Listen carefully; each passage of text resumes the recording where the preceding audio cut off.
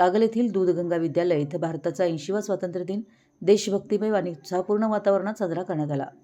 कार्यक्रमाच्या प्रारंभी आनंदराव पाटील यांच्या हस्ते राष्ट्रध्वजाचं ध्वजारोहण करण्यात आलं। ध्वजारोहणानंतर राष्ट्रगीतानं वातावरण भारावून गेलं। विद्यालयातील MCC छात्रसैनिकांनी शिस्तबद्ध संचलन करून राष्ट्रध्वजाला मानवंदना दिली। विद्यार्थ्यांनी सादर केलेल्या बर्ची कवायतीच्या आकर्षक प्रात्यक्षिकानं उपस्थितांची विशेष दाद मिळवली। स्वातंत्र्य दिन हा केवळ उत्सवाचा दिवस नसून स्वातंत्र्य सैनिकांच्या त्यागाची आठवण करून देणारा दिवस आहे, असे उद्गार आनंदराव पाटील यांनी काढले।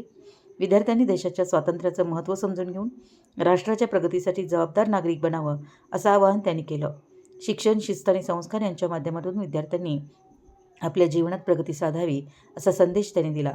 तसेच विश्वस्त अमेय जोशी यांनी विद्यार्थ्यांना मार्गदर्शन करताना स्वातंत्र्य मिळवण्यासाठी अनेक स्वातंत्र्य सैनिकांनी केलेल्या त्यागाचं स्मरण ठेवण्याचं आवाहन केलं। आजच्या विद्यार्थ्यांवर देशाचं भवितव्य अवलंबून असून त्यांनी शिक्षणाबरोबरच सामाजिक बांधिलकी, शिस्त, देशप्रेम आणि संविधानिक मूल्य जोपासावीत, असं त्यांनी सांगितलं।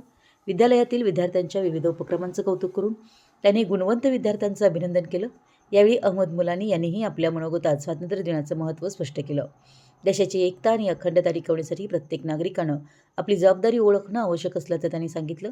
विद्यार्थ्यांनी जात, धर्म, भाषा यापलीकडे जाऊन देशहिताला सर्वोच्च प्राधान्य द्यावं आणि चांगलं नागरिक बनावं, असं आवाहन त्यांनी केलं। तसेच शिक्षण संस्थेविषयी विशेष गौरवोद्गार काढले। स्वातंत्र्य दिनाचं औचित्य साधून उपस्थित मान्यवरांच्या वतीनं इयत्ता 10वीतील गुणवंत विद्यार्थ्यांचा सत्कार करण्यात आला। 10वीच्या परीक्षेत गुणानुक्रमे पहिले 3 आलेले विद्यार्थी-विद्यार्थिनींचा सत्कार अनुक्रमे 5,000, 3,000 व 2,000 रुपयांचं बक्षीस देऊन करण्यात आला।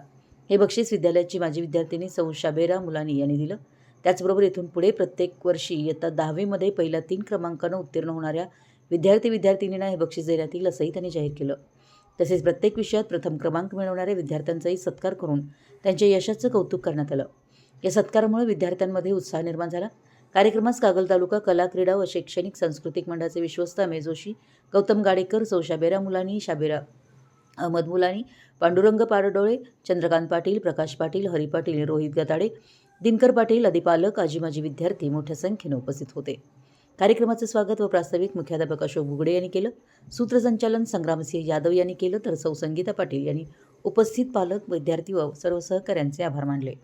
मराठी न्यूजसाठी कागलहून प्रशांत दळवी।